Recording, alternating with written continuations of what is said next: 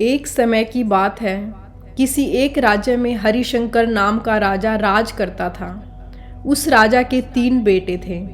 उसकी इच्छा थी कि उसका सबसे काबिल बेटा ही उसकी राजगद्दी संभाले, लेकिन उसे समझ नहीं आ रहा था कि तीनों में से किसे वो अपना राजपाट सौंपे। एक दिन राजा को एक तरकीब सूझी। उसने उसी समय अपने तीनों बेटों को बुलाया और कहा, बेटे, आज मैं तुम सब से एक सवाल पूछता हूँ। अगर तुम लोगों के सामने एक गुनहगार खड़ा हो तो तुम उसके साथ क्या करोगे? इस पर राजा के पहले बेटे ने कहा, उस अपराधी को सजाए मौत दी जानी चाहिए। वहीं दूसरे बेटे ने कहा, गुनहगार को काल कोठरी में बंद कर देना चाहिए।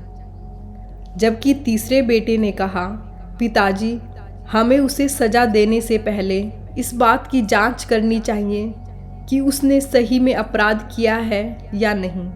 इस पर राजा के तीसरे बेटे ने सभी को एक कहानी सुनाई।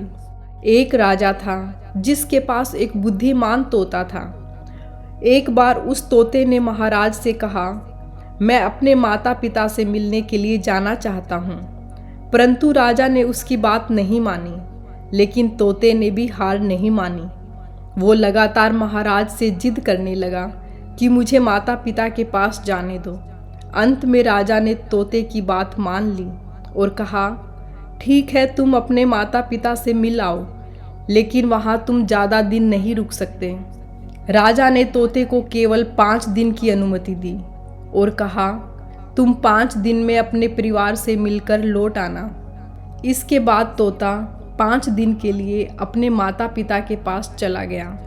छठे दिन जब वो राजा के पास लौट रहा था तो उसने सोचा, क्यों ना महाराज के लिए कुछ उपहार ले लिया जाए। फिर वो पर्वत की ओर निकल पड़ा। दरअसल वो महाराज के लिए अमृत फल लेना चाहता था। वहाँ पहुँचते पहुँचते रात हो गई। तोते ने पर्वत पर पहुँचकर फल तो ले लिया, लेकिन रात हो जाने के कारण उसे वहीं रुकना पड़ा। उस रात जब तोता सो रहा था तभी एक सांप आया और उसने राजा के लिए गए अमृत फल को थोड़ा सा खा लिया। सांप के फल खाने के कारण फल में जहर फैल गया, मगर तोते को इस बात की भनक तक नहीं थी। अगली सुबह जब वो जागा तो फल लेकर महल की ओर चल पड़ा। जब वह महल पहुंचा तो खुशी खुशी सीधे राजा के पास गया और कहा, महाराज, मैं आपके लिए ये अमृत फल लेकर आया हूँ। आप इसे खाएंगे तो सदा के लिए अमर हो जाएंगे। ये सुनकर राजा बहुत खुश हुए। उन्होंने तुरंत उस अमृत फल को खाने के लिए मांगा। इस पर एक मंत्री ने कहा, जरा रुकिए महाराज, आप इस फल को बिना जांच किए कैसे खा सकते हैं? एक बार देख तो लीजिए कि तोते द्वारा लाया गया ये फल सही है या नहीं।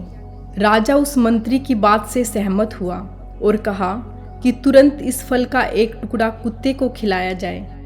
राजा का आदेश पाकर सैनिक ने फल का एक टुकड़ा कुत्ते को खिला दिया। फल खाते ही कुत्ते की मौत हो गई। ये देख राजा गुस्से से आग बबूला हो गया। उसने क्रोध में आकर तलवार से तोते का सिर काट दिया, साथ ही फल को फिकवा दिया। कुछ साल बाद ठीक उसी स्थान पर एक पौधा निकल आया। ये देख राजा को लगा कि ये उसी जहरीले फल का पौधा है। उसने सभी को आदेश दिया कि उस पेड़ का फल कोई नहीं खाएगा। कुछ दिन बाद एक वृद्ध व्यक्ति उस पेड़ के नीचे आराम करने के लिए रुका। उसे भूख भी जोरों से लगी थी। उसने उसी पेड़ से फल तोड़ा और खाने लगा। फल खाने के बाद वो बूढ़ा व्यक्ति एकदम से जवान हो गया। राजा ने जब ये देखा तो आश्चर्यचकित रह गया।